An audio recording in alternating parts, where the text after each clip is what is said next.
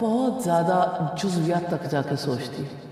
اس کے جذبوں کا احترام کرنا، اس کی خواہشات کا خیال رکھنا، اس کو عزت دینا، اس کو اس کا مقام دینا، اس کو یعنی اس ماحول میں ایڈجسٹ کروانا. ایک دوسرے خاندان کا پودا جب اپنے خاندان میں لا کے لگاتے ہیں تو اس کو پورا موقع دینا، اس میں مرد کی رسپانسبلٹی ہے. سبیل الدموع سبیل مریح. مجھے اللہ کے رسول صلی اللہ علیہ وسلم کی بات یاد آتی ہے، اور کیوں نہ یاد آئے ہر موڑ پر، کہ اللہ سبحانہ تعالیٰ نے انہیں ہمارے لیے رہنما بنایا کہ تم میں سے بہترین وہ ہے جو اپنے گھر والوں کے لیے بہترین ہے، سبحان اللہ. اور میں تم سب سے زیادہ اپنے گھر والوں کے حق میں بہتر ہوں. یہ کانسیپٹ ہے ہمارے دین کا. بینچ مارک سیٹ کر دیا. بینچ مارک سیٹ کر دیا. مطلب اس کے بعد مجھے یہ بتائیے تشدد کی گنجائش کہاں سے نکلے گی؟ اور یہ کہ جو آپ میں سے بہتر ہو سکتا ہے نا، ایک کمپٹیشن لگا دیا کہ بہتر وہ ہے جو سب سے زیادہ اپنے گھر والوں کے حق میں بہتر ہے. تو اس کمپٹیشن میں نیچرلی تشدد تو آتا ہی نہیں ہے.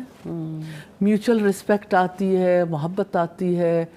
یعنی اس میں تو ایک دوسرے کو سپیس دینا آتا ہے، اس میں ایک دوسرے کی ہستی کو تسلیم کرنا، ایک دوسرے کے رائٹس کو تسلیم کرنا آتا ہے. اس میں اپنی بیوی کو اپنے لیے مجھے یہ لگتا ہے کہ یعنی ایک مائنڈ سیٹ ہے نا جس کو پریپیئر کیا گیا کہ بیوی کو کوئی کس نظر سے دیکھے، کہ یہی تو ہے کہ میں اس کے منہ میں ایک لقمہ بھی ڈالوں گا تو وہ لقمہ میں میرے لیے باعث اجر ہوگا. سبحان اللہ. اور یہی تو ہے جس کی وجہ سے اللہ سبحانہ تعالیٰ نے نسل کا سلسلہ چلانا ہے. اور چونکہ ایک مسلمان کے لیے خاندان کی اہمیت بہت زیادہ ہے اور نسل کا سلسلہ اس کے لیے بے حد اہمیت کا حامل ہے، اور انسان کے لیے بنیادی طور پر بے حد اہمیت کا حامل ہے، اس وجہ سے ایک عورت کی اہمیت اور زیادہ بڑھ جاتی ہے. تو اس عورت کو جب کوئی یعنی رشتہ نکاح میں باندھ کے لاتا ہے تو اس کے لیے وہ ایکسیپٹ کرتا ہے کہ یو آر مائی ریسپانسبلٹی. آپ کے ساتھ حسن معاشرت، اچھا سلوک کرنا یہ میری ذمہ داری ہے. وَعَاشِرُوهُنَّ بِالْمَعْرُوفِ، کہ ان کے ساتھ عمدہ بھلا سلوک کرو، اچھے طریقے سے رہو. دیکھیں اس میں اچھائی اور بھلائی میں کیا کچھ آتا ہے. عورت بہت زیادہ جزویات تک جا کے سوچتی ہے.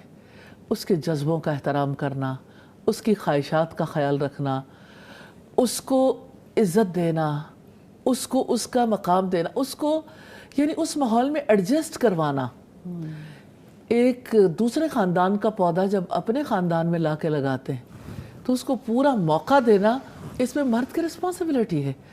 اور حسن معاشرت میں اس میں سب چیزیں آتی ہیں کہ اپنے رشتہ داروں میں بھی اس کی عزت قائم کروانا، اس کے نان نفقے کا معاملہ بھی برداشت کرنا، کیونکہ نان نفقہ عورت کا حق ہے، مہر اس کا حق ہے. اب آپ جب اس سارے سینیریو میں ایک عورت کو لے کے آتے ہیں تو سوال یہ پیدا ہوتا ہے پھر تشدد والی بات تو آؤٹ آف کویسچن ہے نا اس پورے سینیریو میں، کہ تشدد کہاں سے آ گیا. استاد شاید یہی والی تو چیز ٹیچ نہیں کی گئی ہے. یہ بات آپ کی اپنی جگہ پہ درست ہے کہ خاندانی زندگی کی اصلاح کے لیے بہت کچھ ٹیچ نہیں کیا گیا، بلکہ ٹریڈیشنز کو اپنے لیے زیادہ ضروری خیال کیا گیا. اور ٹریڈیشنز تو ہندو دھرم سے آئیں موسٹلی، لیکن پھر بھی ایسی بات نہیں ہے کہ ہمارے یہاں ان ٹریڈیشنز کو ویلیو کرنے کے ساتھ ساتھ اللہ سبحانہ تعالیٰ کے اصولوں کو بالکل اگنور کیا جاتا ہے. آج اگر یعنی اللہ سبحانہ تعالیٰ کے دیے ہوئے پروگرام کو دیکھیں تو میں یہ جب رپورٹس پڑھتی ہوں ہیومن رائٹس کی تو مجھے بہت میرے دل کے اندر تکلیف اٹھتی ہے کہ یہ تو اللہ تعالیٰ کی مخالفت ہے. جب آپ کہتے ہیں کہ مرد کو حاکم بنا کر پیش کیا جاتا ہے، اور جب آپ پدر شاہی کی بات کرتے ہیں، مطلب مجھے ایسا لگتا ہے کہ ایک نیا جہان کھڑا کرنا چاہتے ہیں جہاں رشتہ نکاح ہی نہ ہو. آپ یہ بھی تو دیکھیں نا، گھریلو تشدد کا سلسلہ جو ہے اس کو اتنا زیادہ ہوا کیوں دی جا رہی ہے. اس کی وجہ یہ ہے کہ خاندانی نہ رہے. اگر خاندان رہے، نکاح رہے تو اولادی نہ رہے، اور اگر اولاد ہو تو آئندہ وہ رشتہ نکاح میں نہ رہے. اگر ان سارے ہیومن رائٹس کا مقصد یہ ہے تو میرا خیال ہے کہ پھر یہ بات سمجھنی آسان ہو جاتی ہے کہ گھریلو تشدد کس سینیریو میں پیش کیا جا رہا ہے، اس کس آبجیکٹو کے حصول کے لیے. درست کہہ رہی ہوں. اب جہاں تک یہ بات ہے کہ گھروں کے اندر کیا عورت کی زندگی تنگ نہیں ہے، لیکن کیا عورت کی زندگی بھلی نہیں ہے؟ اصل وہ بھی میں ہے. تو دو طرفہ ہی ہے نا. اچھا، گھریلو وہی بات تشدد میں خواتین کی طرف سے مردوں کی بھی زندگی تنگ ہے. اور میں یہی بات کہنا چاہتی ہوں کہ ہماری سوسائٹی میں تو یعنی مرد زیادہ تنگ ہے. مرد زیادہ، اس کو تو پیسہ کمانے کی مشین سمجھ لیا نا، بالکل، کہ اس نے پیسہ کمانا ہے، نہ اس کا کوئی جذبات ہے، نہ اس کے بارے میں یہ سوچا جاتا ہے کہ یعنی اس کی رسپیکٹ ہماری ذمہ داری ہے، یا یہ کہ اس کی یعنی جو سمجھ لے کہ خاندان کے ایک بڑے ہونے کی حیثیت سے اس کی جو اتھارٹی قائم کرنی تھی، اس میں جو عورت کا رول تھا، اس کو چیلنج کر دیا الٹا. اس کو چیلنج اس کو الٹا چیلنج کر دیا. میں یہ سوال کرنا چاہتی ہوں کہ اس چیلنج کرنے کا آبجیکٹو کیا ہے، اس کو پہچانیں. اگر آپ مرد کی سپریورٹی کو چیلنج کریں گے جو اللہ سبحانہ تعالیٰ نے بتائی ہے، نتیجہ کیا نکلے گا؟ آخر آپ یہ دیکھیں کہ آخر کون سی جگہ ہے جہاں پر یعنی کسی فائنل اتھارٹی کے بغیر نظام چلتا ہو.